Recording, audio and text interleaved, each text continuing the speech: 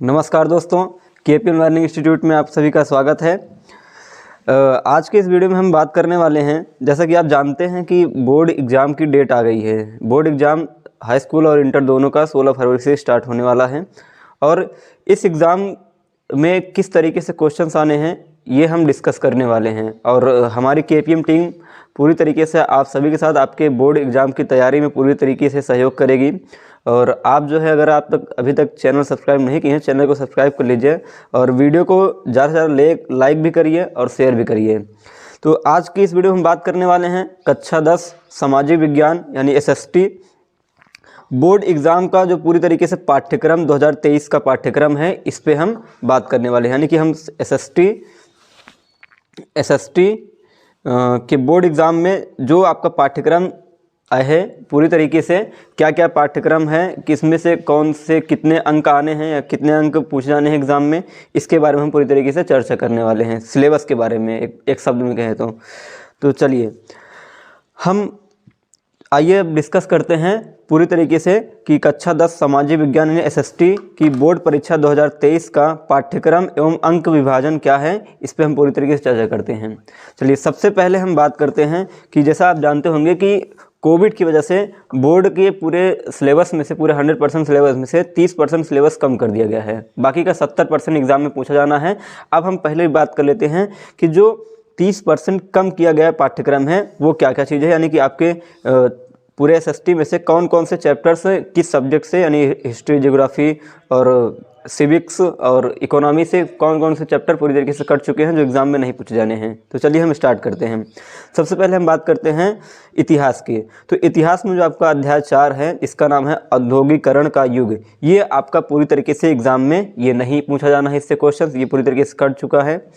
फिर इसमें एक और अध्याय 5, जिसका नाम है मुद्रण, संस्कृति और आधुनिक विश्व। ये भी आपके एग्ज़ाम में नहीं पूछा जाएगा।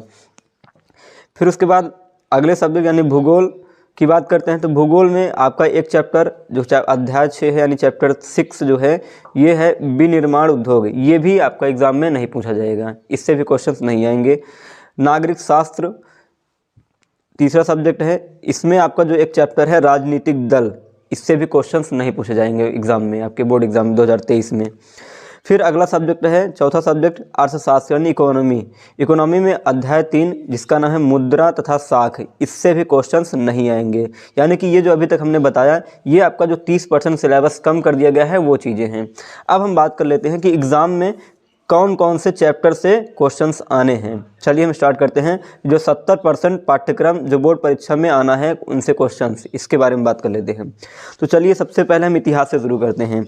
इकाई 1 पेपर आपका 4 इकाई में होगा। इकाई 1 में जिसे भारत और समकालीन विश्व यानी कि इतिहास से कुल मिलाकर आपके 20 अंक पूछे जाने हैं। इससे पहले थोड़ा सा हम बता दें आपको कि टोटल बोर्ड एग्जाम में आपका 100 क्वेश्चंस जो होते हैं वो 100 नंबर के होते हैं, जिसमें 70 नंबर आपका प्रैक्टिकल होता है और 30 नंबर आपको जो आप रिटन एग्ज़ाम देते हैं उसमें से मिलते हैं। और उन 70 नंबर में से 20 अंक अकेले केवल इतिहास यानी भारत और समकालीन विश्व से पूछा जाना है, जिसमें खंड 1 में घटनाएं और प्रक्रियाएं, जितनी भी घटनाएं हुई हैं और उनकी प्रक्रियाएं, इन सब के बारे में पढ़ेंगे, जिसमें 2 चैप्टर्स आते हैं। पहला चैप्टर है यूरोप में राष्ट्रवाद का उदय और भारत में राष्ट्रवाद।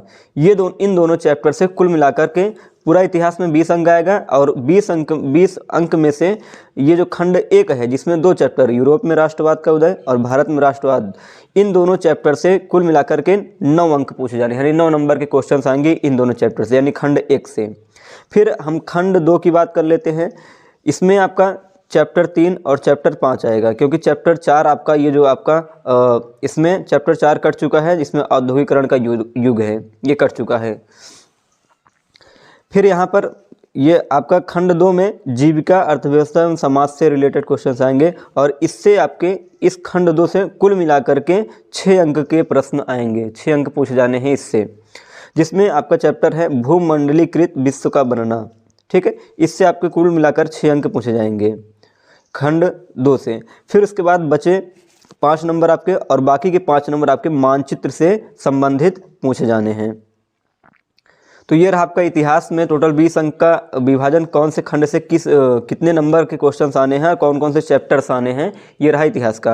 अब हम बात कर लेते हैं अगले सब्जेक्ट की, जिसको इकाई दो यानी खंड 2 होगा जो, इसमें समकालीन भारत यानी भूगोल से भी आपके 20 नंबर के क्वेश्चंस आने हैं, यानी 20 अंक के प्रश्न पूछे जाने हैं, जिसमें इकाई अंक से 9 अंक पूछे जाएंगे, 9 अंक के प्रश्न पूछे जाएंगे, जिसमें आपका पहला चैप्टर है संसाधन एवं विकास, दूसरा चैप्टर है वन एवं वन्य जीव संसाधन, जिसमें से आपका जो संसाधन और विकास है ये मोस्ट इंपॉर्टेंट चैप्टर है ज्योग्राफी में। तो ये इससे काफ़ी ज़्यादा क्वेश्चंस पूछे जाते हैं हर साल, प्रीवियस ईयर में भी बहुत सारे क्वेश्चंस इससे पुटअप हुए हैं, पूछे गए हैं। तो ये काफ़ी इंपॉर्टेंट चैप्टर है आपका ज्योग्राफी में। इससे सबसे ज़्यादा प्रश्न इसी चैप्टर से पूछे जाएंगे इकाई 1 में, जिसमें 9 अंक के प्रश्न आने हैं। फिर बात करते हैं चैप्टर 2 की ज्योग्राफी में, तो वन एवं वन्यजीव संसाधन, ये जो आपका चैप्टर है इससे आपके बोर्ड एग्जाम में क्वेश्चंस नहीं पूछे जाएंगे, लेकिन मानचित्र और प्रोजेक्ट से संबंधित प्रश्न वन एवं वन्यजीव संसाधन और जल संसाधन, जो अगला चैप्टर है जल संसाधन, इन दोनों चैप्टर से पूछे जाने हैं। प्रोजेक्ट और मानचित्र संबंधित ये बोर्ड परीक्षा में इससे प्रश्न नहीं आएंगे इन दोनों चैप्टर से। चलिए अब हम बात कर लेते हैं खंड 1 में जो आपका चैप्टर है, जिसमें है 3rd चैप्टर जल संसाधन यानी वाटर रिसोर्सेज। तो इससे भी आपके क्वेश्चंस बोर्ड एग्जाम में नहीं पूछे जाएंगे, लेकिन मानचित्र संबंधी प्रश्न पूछे जा सकते हैं इससे, और प्रोजेक्ट से संबंधित प्रश्न पूछे जाएंगे आपके एग्जाम में। ठीक है, तो यहाँ पर जैसे मानचित्र जल संसाधन से मानचित्र संबंधी कैसे प्रश्न पूछे जाएंगे, जैसे आपकी जो नदी बहुउद्देशीय परियोजनाएं हैं, इनसे क्वेश्चन ज़्यादा पूछे जाएंगे। मानचित्र में जो आपका इसमें नामांकन करना रहेगा और उसकी जगह को पहचानना रहेगा, तो इससे क्वेश्चन आएंगे। बाकी आगे हम जब सीरीज स्टार्ट करेंगे चैप्टर वाइज, तो वहाँ पर इसको आपको बता देंगे अच्छी तरीके से। चलिए अगला चैप्टर जो होगा आपका ज्योग्राफी में खंड यानी इकाई 1 में, इसमें चौथा चैप्टर है जिसका नाम है कृषि से भी आपके क्वेश्चंस पूछे जाने हैं बोर्ड एग्जाम में। तो टोटल अगर आपने देखा होगा, नोटिस किया होगा, तो भूगोल के इकाई 1 में 2 चैप्टर हैं जिससे बोर्ड एग्जाम में क्वेश्चन पूछे जाने हैं, जिसमें से आपका पहला है संसाधन, पहला चैप्टर है आपका संसाधन एवं विकास, और दूसरा चैप्टर आपका है कृषि। बाकी वन एवं वन्यजीव संसाधन और जल संसाधन, इन दोनों से प्रोजेक्ट और मानचित्र संबंधी प्रश्न पूछे जाने हैं। ठीक है, तो इनसे टोटल इकाई 1 से टोटल आपके 9 अंक पूछे जाएंगे। फिर आते हैं इकाई 2 में, जिससे टोटल 6 अंक के क्वेश्चंस पूछे जाने हैं, जिसमें आपका चैप्टर 5 आता है यानी अध्याय 5 खनिज तथा ऊर्जा संसाधन। इससे वैसे बोर्ड एग्जाम में क्वेश्चन तो पूछे जाने हैं, लेकिन मानचित्र संबंधित क्वेश्चंस भी इससे पूछे जाते हैं। काफ़ी इंपॉर्टेंट चैप्टर ये भी है आपका। फिर उसके बाद अध्याय आपका आता है 7, जिसमें आपका राष्ट्रीय अर्थव्यवस्था की जीवन रेखाएं, इससे भी क्वेश्चन बोर्ड एग्जाम में आपके पूछे जाएंगे। चैप्टर से जो आता था विनिर्माण उद्योग, वो पूरी तरीके से कट चुका है, वो आपके एग्जाम में नहीं पूछा जाएगा। ठीक है, फिर अब यहाँ पर 9 अंक पहले इकाई से, 6 अंक दूसरी इकाई से, यानी टोटल हो गए 15 अंक, बचा 5 अंक, जो बाकी का 5 अंक बचा हुआ, ये आपका मानचित्र से संबंधित प्रश्न पूछे जाएंगे इससे। ठीक है, तो ये रहा आपका भूगोल का पूरा पाठ्यक्रम, किस तरीके से कौन से चैप्टर से कितने नंबर के क्वेश्चंस आने हैं, ये हमने बता दिया। अब आते हैं अगले इकाई की तरफ, इकाई 3, जिसमें लोकतांत्रिक राजनीति यानी कि नागरिक शास्त्र। इससे आपके टोटल 15 अंक के क्वेश्चंस पूछे जाने हैं, जिसमें से इकाई 1 से 8 अंक का प्रश्न पूछा जाएगा। इकाई 1 में आपके अध्याय 1 एवं 2 और 3 और 4 आएंगे, जिसमें अध्याय 1 है सत्ता की साझेदारी और अध्याय 2 है संघवाद। इन दोनों सत्ता की साझेदारी एवं संघवाद, इनसे भी क्वेश्चंस पूछे जाने हैं। काफ़ी इंपॉर्टेंट ये आपका चैप्टर है। इसके बाद अध्याय 3 और 4 से क्वेश्चंस पूछे जाने हैं, जिसमें अध्याय 3 है लोकतंत्र और विविधता, और 4 जाति धर्म और लैंगिक मसले। ये भी आपका काफ़ी इंपॉर्टेंट चैप्टर है। तो इनसे आपके टोटल कुल मिलाकर के 4 चैप्टर से 8 अंक के प्रश्न आने हैं। फिर उसके बाद बात करते हैं अगली इकाई की।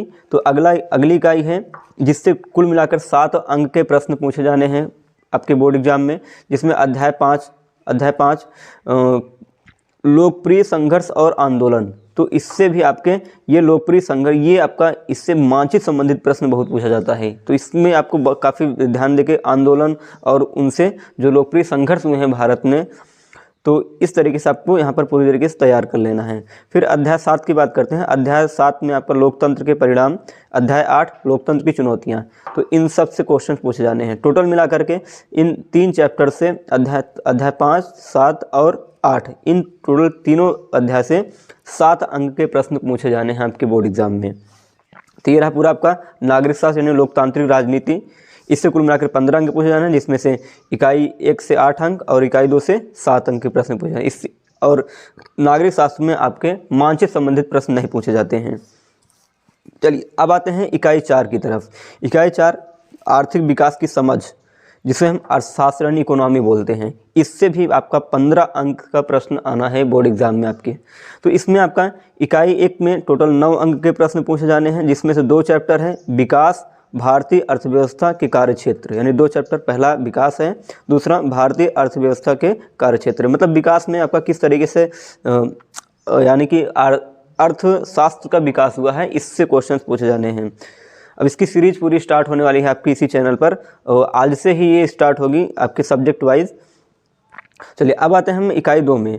इकाई 2 में कुल मिलाकर 6 अंक के प्रश्न पूछे जाने हैं, जिसमें से पहला चैप्टर है भूमंडलीकरण तथा भारतीय अर्थव्यवस्था का वैश्वीकरण। फिर उसके बाद अगला चैप्टर है उपभोक्ता अधिकार। ये चैप्टर आपका काफ़ी इंपॉर्टेंट है। तो इससे टोटल 4 चैप्टर हैं आपके अर्थशास्त्र से। इसमें 4 चैप्टर से टोटल 15 अंक के क्वेश्चन पूछे जाने हैं। इसमें इकाई 1 से 9 अंक और इकाई 2 से 6 अंक के प्रश्न पूछे जाने हैं। तो आई होप आपको पूरा सिलेबस समझ में आया होगा। और काफ़ी बच्चों के मन में ये रहता है कि कौन से चैप्टर्स कट गए हैं या फिर कौन से चैप्टर्स नहीं पूछे जाने हैं, ये आपको क्लियर नहीं होता है। तो मैंने ये सुविधा आपके लिए दे दी है कि आपको पूरा सिलेबस बता दिया है कि सामाजिक विज्ञान में कौन से चैप्टर से कितना क्वेश्चन पूछा जाना है और कौन से चैप्टर नहीं आना है, कौन से चैप्टर आपको पढ़ना है, कौन से चैप्टर नहीं पढ़ना है।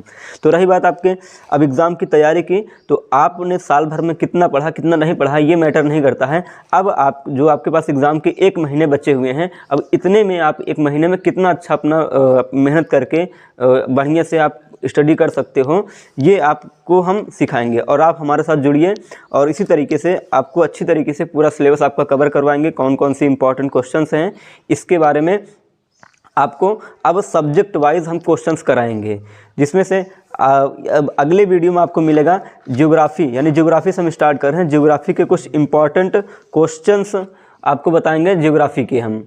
तो चैप्टर फर्स्ट अगले वीडियो में हम जैसे कि बताया कि अगले वीडियो में आपका होगा ज्योग्राफी का चैप्टर फर्स्ट से जो इंपॉर्टेंट क्वेश्चंस पूछे जाने हैं, इसको लेकर के हम आपको अगले वीडियो में मिलेंगे। तो इससे पहले अगर आप बोर्ड एग्ज़ाम में अच्छा स्कोर करना चाहते हैं, 90+ स्कोर करना चाहते हैं, तो इस चैनल के साथ जुड़िए और एक्सपीरियंस वाली टीम से जुड़िए। और आपको गारंटी है कि आपका 90+ आपका मार्क्स एग्ज़ाम में 100% आना है। और आप लगातार जो हम लोग बताएं, जो हम इस चैनल की इस प्लेटफॉर्म में जो टीचर्स बताएं, आप उसको फॉलो करिए और आप बाकी सब चीज़ों को भी पढ़ते रहिए। लेकिन ज़्यादातर इन्हीं से क्वेश्चन पूछे जाने हैं, एक्सपेक्टेड क्वेश्चंस हम आप लोगों को बताने वाले हैं। तो चलिए हम अगले वीडियो में मिलते हैं, तब तक के लिए जय हिंद।